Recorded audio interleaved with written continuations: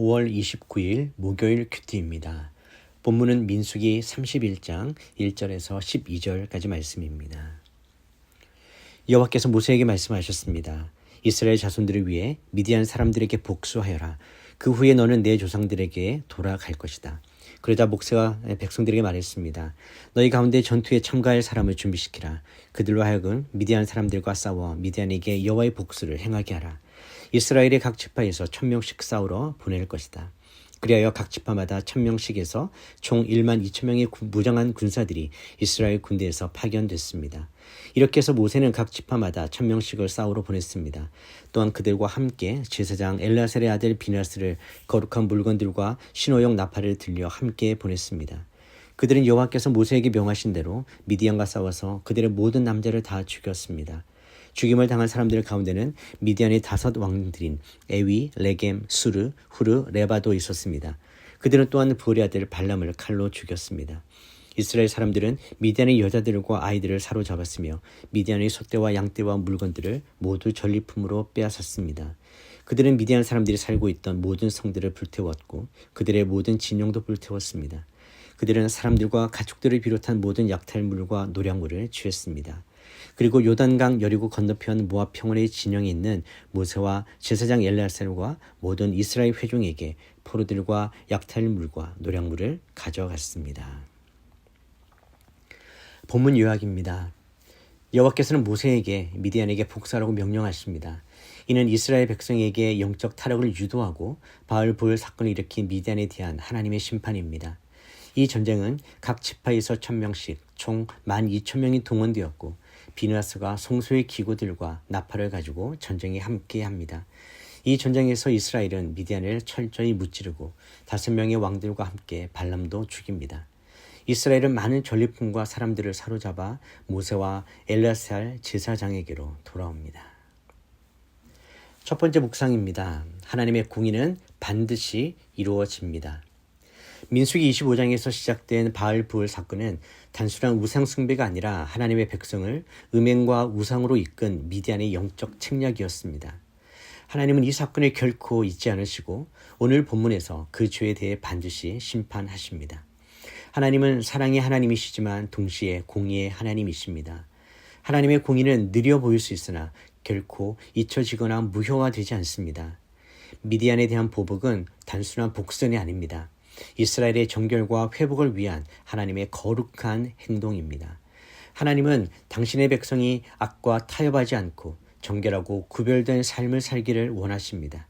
이는 오늘날 우리 삶에도 그대로 적용됩니다. 복음은 죄를 용서하지만 동시에 그 죄를 미워하고 분리되게 합니다. 우리가 타협하거나 무뎌진 죄에 대해 하나님은 반드시 의롭게 응답하십니다. 무엇보다 본문에서 놀라운 것은 발람의 죽음입니다. 그는 한때 하나님의 말씀을 전하는 듯 보였지만 결국 미디안과 결탁하여 이스라엘을 넘어뜨리는 데 일조했습니다. 그의 죽음은 외적인 종교적 말이나 선지자의 직함보다 하나님의 뜻에 대한 내면의 순종과 충실이 얼마나 중요한지를 보여줍니다. 적용 질문입니다.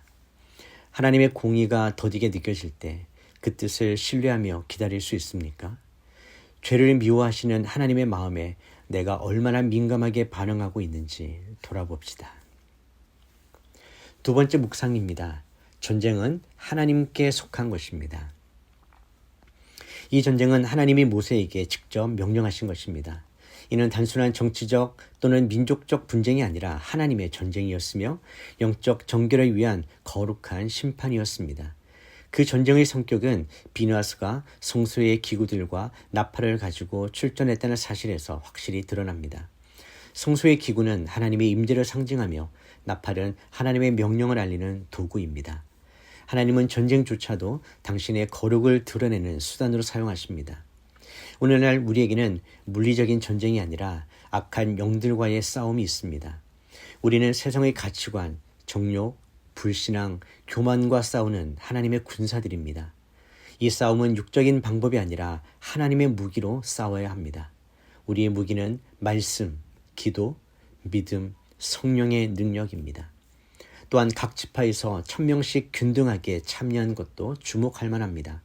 이는 전쟁이 공동체의 일임을 보여줍니다. 거룩을 위한 싸움은 특정 지도자나 헌신자들의 몫이 아니라 전 공동체가 함께 감당해야 할 과업입니다. 교회 안의 죄, 불의, 타협과 싸우는데 모두가 참여해야 하며 이 과정에서 하나님의 승리를 경험하게 될 것입니다. 적용 질문입니다. 세상의 악과 죄에 대해 하나님의 군사로서 싸우고 있습니까? 이 신앙의 전쟁에서 어떤 성소의 기구를 붙들고 있는지 점검해 봅시다. 기도하겠습니다.